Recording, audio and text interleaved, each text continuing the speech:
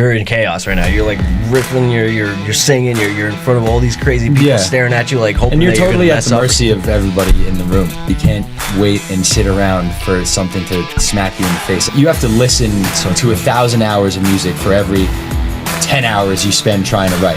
What's one feeling you want someone to have the first time they listen to your songs?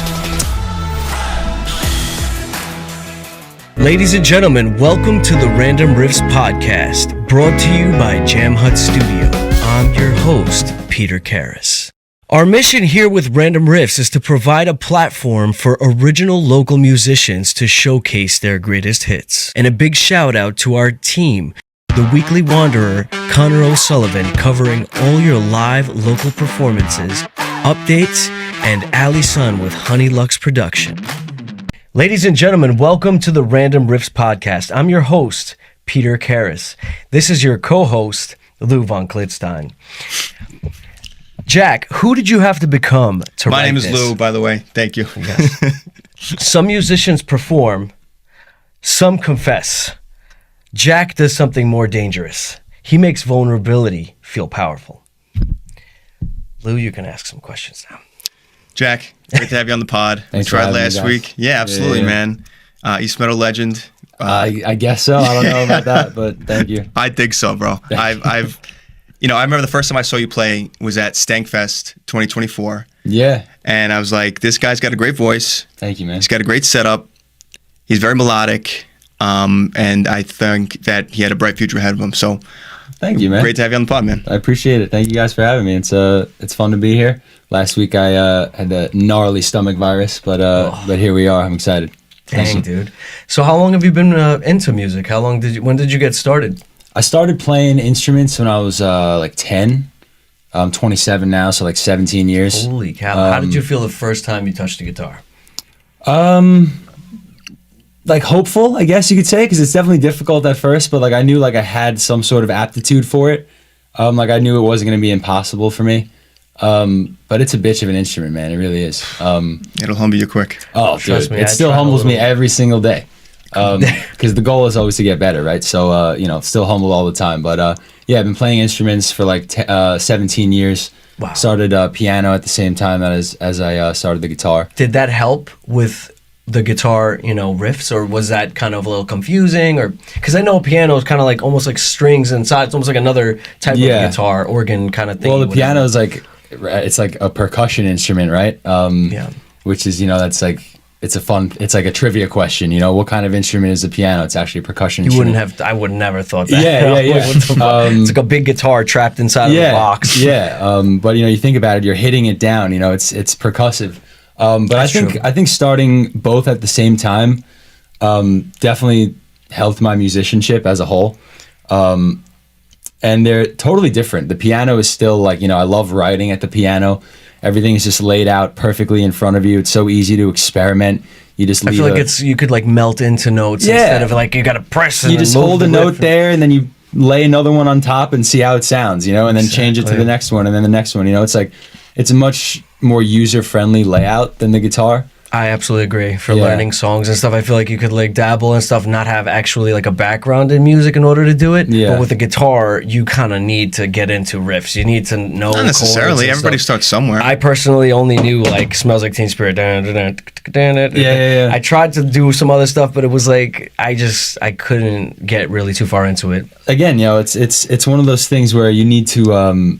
You just really need to put in the time, man. It's so frustrating at first, especially as a young person. You're not grown into your adult body yet. You have small hands, and you don't have the strength to press down on the steel strings. The finger pad, yeah. So pain.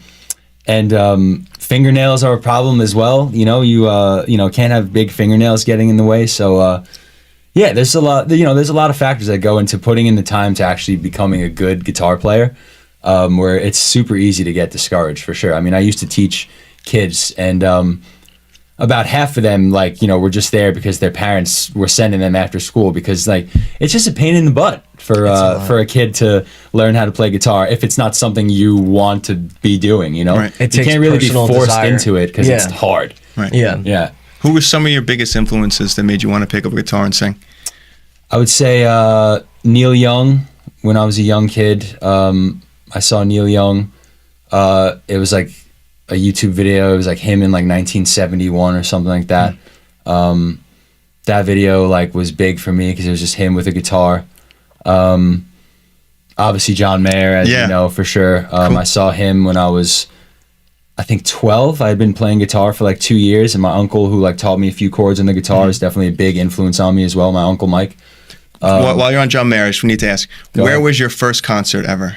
It was also at Jones Beach, where You know what I'm about to I say. saw John Mayer. Yeah, my first John Mayer's concert- first concert was at Jones Beach too. Yeah, Wow. which You is saw Dave crazy. Matthews Oh, Band wow. there. Okay. I And, like that. That's a good synchronicity right there. Yeah. My first concert was Tom Petty when I was 8. Nice. And then 4 years later, I saw John Mayer when I was 12. And I really didn't know much about him. I knew, like, Waiting on the World to Change and No Such Thing, like songs that I heard on the radio. Right. But then my uncle brought me to see him, and it was like it was just like a perfect storm. Like, I had only been playing guitar for like a couple years. Here he was, like this, like, I mean, he was already in his 30s at that point, but he was like a younger guy, you know what I'm saying?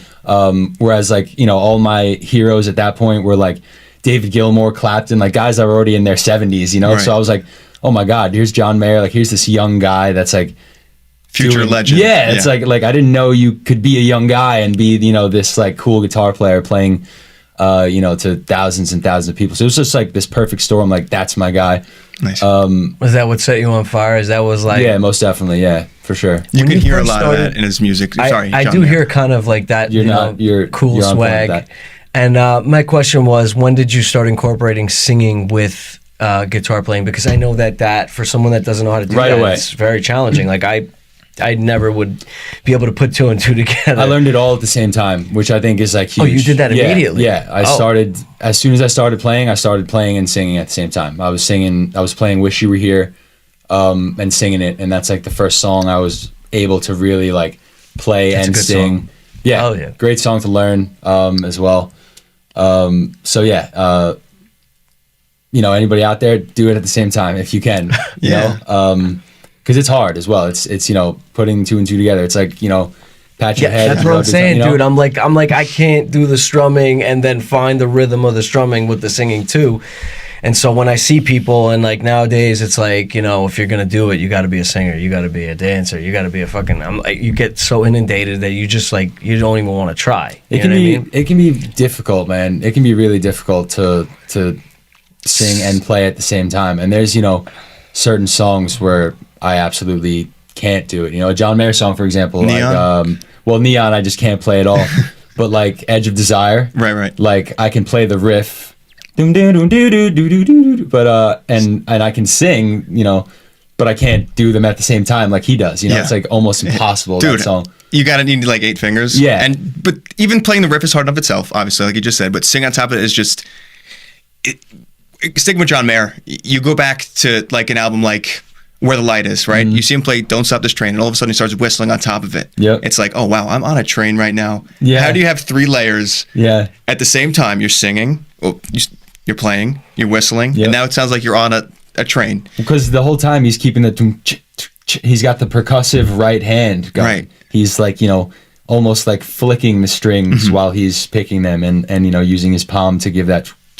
Right. Like almost like a that- bass at the same time, right? Yeah. So it gives it turns his guitar into like a kind of percussion instrument as to well. like separate those parts Yeah. of your brain to kind of be like, all right, this one's doing this is going to be doing that. I got to like focus on like I feel like it takes a lot of like personal agency, and it forces you to kind of mature in that. You need to really be able to manage what is taking place in front of you. Like you got so many different moving parts. Yeah, and And it how do you- definitely teaches you some like self-discipline as well. And like we spoke about at the beginning of the pod, like the guitar can humble you so easily.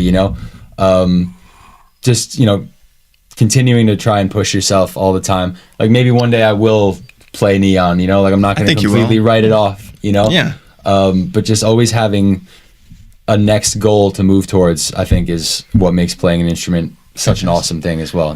Going back to Absolutely. your Very music, important. what's one feeling you want someone to have the first time they listen to your songs? I think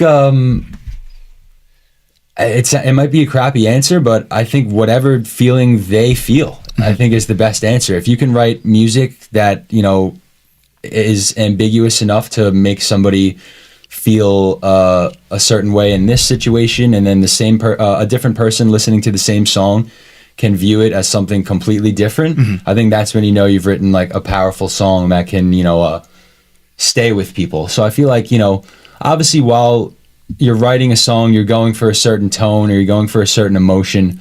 I feel like, you know, leaving it up to the listener and, you know, getting feedback on my songs and certain people saying, oh, for me, it's about this, and then a different person saying, oh, for me, it's about this. That's cool to me, you know? I like that. That plays into the fact that, you know, everyone's got a subjective reality, and it's kind of like, obviously people are going to have different upbringings, different approaches, and different experiences in their life. So you want them to kind of have the template to be, you know, good enough that they can imagine something of their own, you know. Yeah. I like when you said ambiguity, because that's true. There are songs that I can listen to, like Number 41 by Dave Matthews Band. I can listen to that song when I'm happy. I can listen to it when I'm sad. I think your answer, that's a great answer. Thank you, man. Yeah, man. And wasn't that song, it was just like the 41st song that they wrote? Yeah, right? So and it's not even about a girl. That name on it? Yeah, it's about cool dealing with an agent, I believe. Yeah, But cool yeah, song. really, really cool. Cool song, man.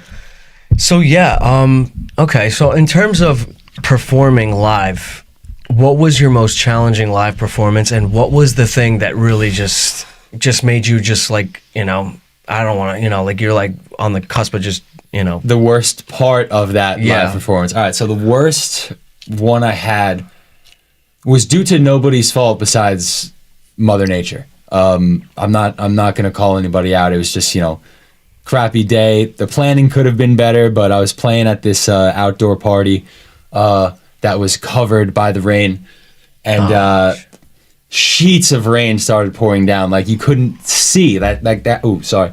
Like that's how hard it was raining. So you know, I had this power strip with all my plugs into it on the floor. All of a sudden, like I just see the water start to rise close to it. I'm like, dude, I'm not getting electrocuted for this, you know, engagement party. I'm out of here. That's crazy. So I unplugged. I got as far away as I could. I just watched my stuff getting soaked for like 5 minutes. No. There was nothing I could do, man. There was like actually nothing I could do. What the But I made sure I got paid. Yo, did they reimburse the equipment? There was nothing to really reimburse besides a couple cables, but like I'm not gonna ask anybody for that. You know, I still got paid a lot of money for the private party. So that's awesome. Yeah, but you know, I would have loved to have actually played the gig. Wow. But yeah, sometimes, you know, with the weather, it's super unpredictable. That's the thing about playing gigs for a living, is you're at the mercy of the weather, you're at the mercy of other people, you're at the mercy of getting sick. That is so true. Too. You know, it's like, you know, The there's no equipment. salary I'm collecting at the end of the day. So if I don't work, I don't get paid. So That's so true. hoping for good weather all summer long. I love that. I love what you just said. So you burned the boats. You're literally all in on this. Oh, yeah. What is your favorite type of gig to play? In what is, you know, Good question. the setting that just, you're like, these are my, just like, they're so smooth. I always love to go to these. I grew up at the beach. I was lucky enough to have it sounds a lot fancier than it is. I grew up with a cabana down at this beach club in Atlantic Beach. So I spent like almost every day of my summers as a child down there, surfing and stuff like that. And so I've always felt like, you know, that's where I want to return to. So anytime I get to gig at, you know, a beach club or even just, you know, somewhere in a beach town. And You hear that, Long Beach? I get that, you know, Headed to a beach that near salty you. air, Cabana. smell, you know. Sounds familiar to someone else that we interviewed, a pretty good singer. Her name is actually Allie's son. Yeah. There you go. Have you ever written a song you felt was too personal to release? I don't know. I think I'm kind of in a phase right now where I'm talking myself into just releasing whatever I have and just trying to put thoughts like that in the back burner. Mm-hmm. But there's definitely stuff that I've written that, like, you know, I get emotional when I'm listening to, I get emotional when I'm playing it. But I think part of me, like, growing as an artist, but also as like a person, is going to be to like put that stuff out there for consumption. Sure. And just, you know, let people engage with it how they want to. Gotcha. You know, and but yeah, I've written some stuff that makes me cry when I listen to it or when I play it. Sure. But yeah, I think putting it out there is going to be big for me. Do you think that when you write a song, the song finds you and it's already in the universe and it was finding you, or did you create the song? That's creative. I think there have been instances where the answer is yes, and then other times where it's just like any other work, you just sit down and you do it, you know? Like the only way to really get better at songwriting or at anything is just to practice, you know? So I feel like while there's definitely been many times where I've just been like, it's almost this like divine moment of like inspiration. You also have to say like, all right, I don't have any inspiration right now, but I have to sit down and do something, right? You know, because practice makes perfect, obviously. So, you know, I think waiting around to be inspired is what does a lot of people a disservice. Whereas like some of the best songs comes from challenging yourself to take yourself to a place where you might not be at that moment. I like in time. that. You're like stepping into the unknown, and it's kind of like the element of like saying, listen, it's not about perfection, it's about progress. Yeah. And every step of the way you're kind of learning who you're becoming. So it's like, what's the point of saying if it's not this way? And that does stifle a lot of people, I think. Yeah. Me personally, actually, too. I heard Glenn Fry of the Eagles say in an Eagles documentary, say something along those lines, like, you know, you have to do it. You're not, you know, you can't wait and sit around for something to smack you in the face. Like, yeah, that might happen occasionally, but only if you're working and writing enough and listening enough for those stuff, for that stuff to subconsciously enter your mind. You know what I'm saying? Insights. Like, yeah. The harder you work, the luckier you get. Yeah. Right? Yeah. So it's like opportunities. It's like when you take one, they multiply. Yeah, 100%. So it's like you're kind of becoming like almost like a movement as you move forward. You're Absolutely. continuing to step further. I think of Jerry Seinfeld, how he says he writes a joke every single day, no matter what the day is. Some days they'll be crappy, some days they'll be great, but he does the work every day. Levon Klitstein, ladies and gentlemen. But yeah, no, dude, that's awesome. I think one more thing about songwriting, real quick, if I may. Please, go. I think you're never going to write a good song unless you're listening to music constantly. Like, you have to listen to 1,000 hours of music for every 10 hours you spend trying to write. Modeling it after, structuring. You need to get inspired, you need to get re-inspired. Concepts, like, ideas. You need to constantly be listening. You never, I mean, picture somebody trying to write a good song that, you know, is so limited in what they're consuming as a listener. You know, like, maybe you might be able to hit your area, but you really do need to put in the time as a listener, I think, to be able to become a good writer. I really couldn't agree more, man. Yeah, and honestly, I agree. I figure that the more you become, you know, centered, and the more present you become, and like how good you could be and what you're doing, and you listen until you like, to a point where you could literally just come up with something right on the spot. Like this guy, Mr. Wobble, he took an interview with the girl, FaceTime, whatever, and he took a clip of her talking and he turned it into a song right in front of her, and the thing went viral. And it reminded me of what the purpose of Random Riffs was about. Honestly, we were jamming in Brian's kitchen for the Super Bowl, and I was like, how cool would it be if people from random bands got together and just did random riffs and like tried to come up with a song? And this leads me to the next question that I had is, have you ever made a song off the top of your head, just freestyle, like the majority of it, and that's what you wrote down, and like that stream became of consciousness? like it's like, yo, I'm gonna freestyle this, you know what I mean? Like I'm that ready that I'm gonna. I don't think I've made like a full song from that, but I've definitely, you know, had the seed moments where it's like, maybe not lyrically, but at least musically, like where I've, you know, started the voice memo, and then you have the A section and the B section without really having to think too much, you know? Okay, You might be jamming a chord progression, and then you're like, all right, let me get that down. But then what I'll do is maybe say, all right, let me get that down, and then just go to a new section on the fly without thinking about it once I'm already recording, and then see what comes from that. I don't know if I've ever made like just a full song completely on the fly like that, but definitely like a big like a portion of an idea that's like can that divine flow at once. Yeah, like the divine intervention. All right, have you ever gotten insight at like 3 a.m. or 4? Like you wake up in the middle of the night, and like you're like, fuck, I can't go back to sleep now. I have to write this down. Like I gotta. I do. I mean, I just stay up very late anyway. But yeah, I've done Same. I wrote a lot of songs. You know, probably between like 2 and 4 in the morning. Have you ever had a dream about a song that you've written and it was so good? Then you wake up the next day and you're like, how did that song go? It was amazing. I hate it when that happens. Has that ever happened to you? I don't think so. Okay. I've had a dream where I was like the greatest guitar player in the world, and I was like, oh my God, this is sick. And then I woke up and Do you meditate to get your insights? No, not really. I have a buddy, shout out my buddy Richie Malora. Shout out Richie. Shout out Richie. Yeah. He's a licensed yoga instructor, and he's kind of taught me various breathwork exercises and actual yoga as well. You need that as a Jets fan. You're right. I'm one I too, feel like man. you need it. He's the Jets guy. He's the Jets guy. Comfort in chaos. So it's like finding that comfort in chaos is very important, because when you're on stage and you're performing, it is literally that you're in chaos right now. You're like riffing, you're singing, you're in front of all these crazy people staring at you, like hoping. And you're that totally you're at the mercy of everybody in the room. Exactly. I'm as much as I'm playing. It depends on the song I'm playing. If I'm playing like Margaritaville, great song, but just like a song that I play at pretty much every gig that I can play in my sleep. If I'm playing a song like that, I'm like scanning the room, like seeing like, is anybody drunk, like gonna charge me right now, or like, you know what I'm saying? Like, not having anything to do with that song, but I'm saying like when you're comfortable at a gig, like I'm always on the lookout for like drunk idiots, dude. Like I've been gigging on Long Island for like 6-7 years. Dang. I've had people come up and grab the microphone and people spill a drink like right next to all my shit on the ground, and just like everything you can imagine. It's especially at like private parties, because people think they like bought you for the day. So fucked up.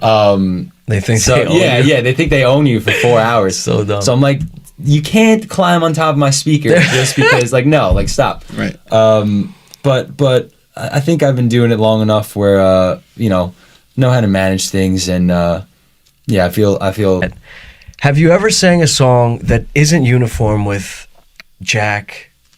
His style, Oh yeah, all the time. Because I have personal music that I made on GarageBand, and each song sounds like a completely different thing. Yeah.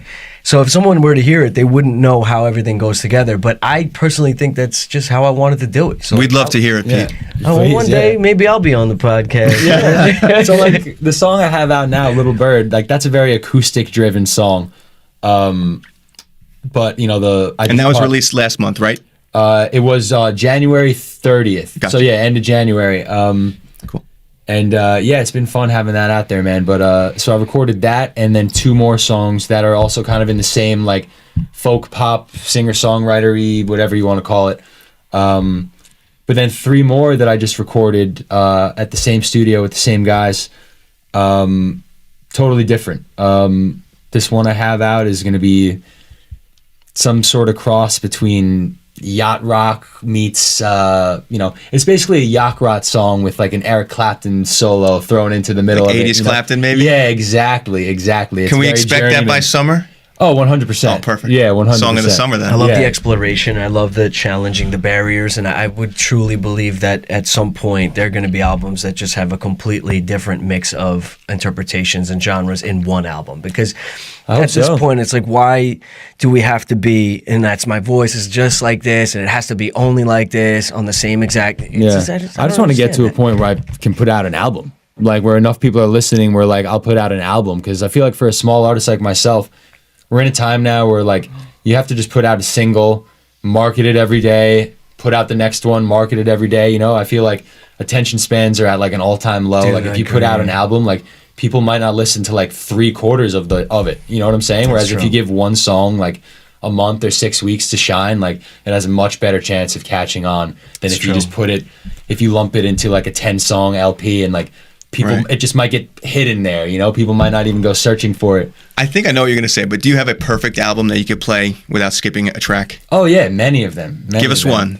Pink Floyd has 4 of them. Okay. Off the rip. Yeah. They have Dark Side of the Moon, Wish You Were Here, Animals, and The Wall. Okay, great answer. Their 70s I thought you were going to go Beatles, but that's their 70s run right there. Well, I'll go Beatles. Beatles, my pick would be Let It Be. Let It Be is my favorite Beatles album. I love late Beatles. I love all Beatles, but I think the late 60s Beatles, where they had long hair, they were bearded up, they were really like Raw. starting to have what we now call the classic rock kind of sound. Sure. As opposed to the early Beatles, which was very poppy. Right. And like, you know, Poppy love songs. the Rubber Soul kind of Sgt. Pepper's kind of experimental. Little LSD in there. But then I love, of course. But then I love Abbey Road as well, but Let It Be is my favorite, man. Very cool. And then if I give you one more, I would probably say maybe Continuum. Okay. Let's go back to Mayo a little bit. That's cool. Yeah. All right, one more. Marvin Gaye, What's Going On?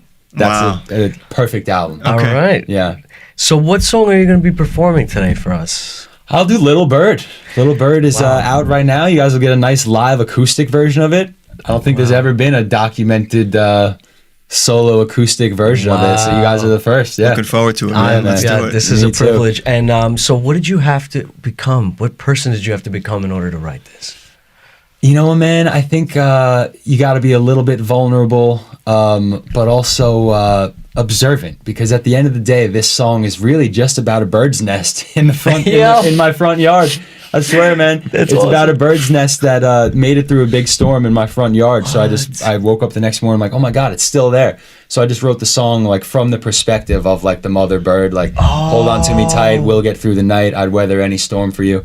Oh my gosh. Yeah. So it's wow. really just straight on the nose about an actual bird. Yeah. But like again, it's I like, love the it's inspiration. ambiguous enough, going back to the beginning, where like you can look at it from like a parental perspective, or like, you know, the perspective of like somebody you love, or like a whatever, you know, relationship. or like even yourself, like talking about yourself, like we'll get through them. You know what I'm saying? Absolutely. Like, They say that a genius can extract inspiration out of literally anything because everything is implying certain fundamentals and stuff. So that's actually incredible. I'm not claiming No. myself as a genius whatsoever. That's it's him. good that you. It's good that you don't. It's better for not someone claiming- else to yeah, try to say I'm not something. claiming that at all. But awesome. So let's get to it. Let's do it. Thank you, boys. Great to have you on the Yeah, pod, yeah, Jack. Absolutely. Thank you, guys.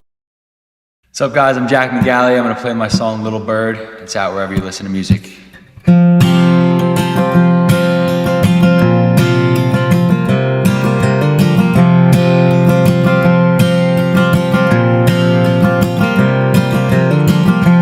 Close your eyes.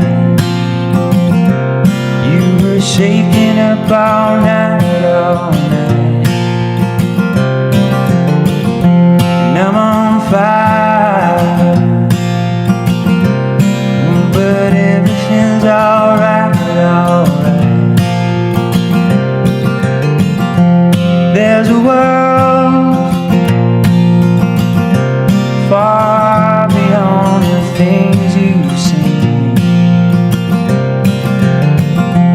Little bird, you don't even have to say a thing. Just hold on to me tight. We'll get through the night. Oh, I'd weather any storm for you. Yes, I would. Yes, I would.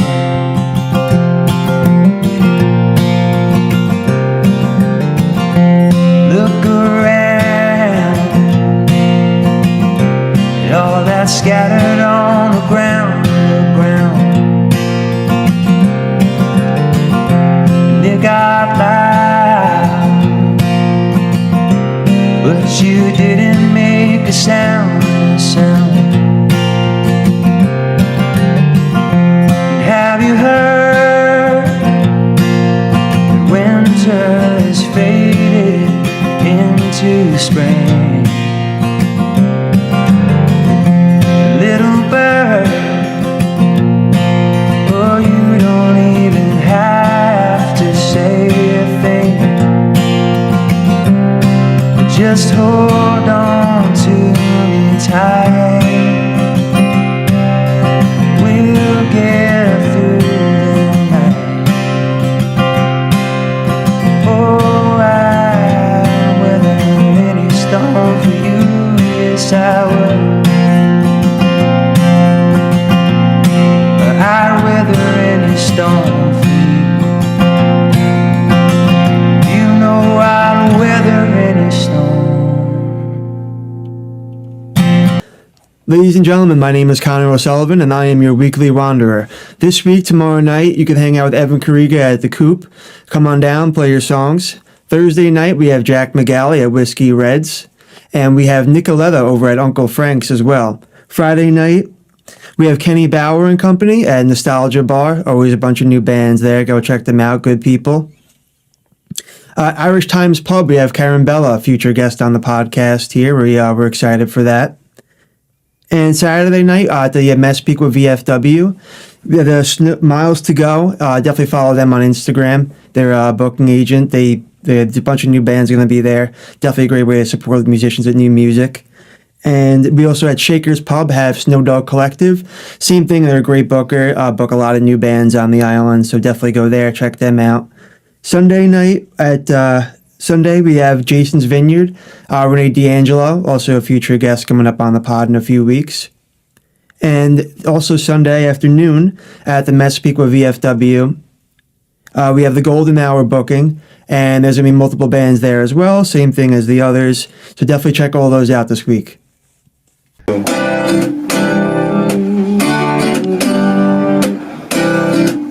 Subscribe to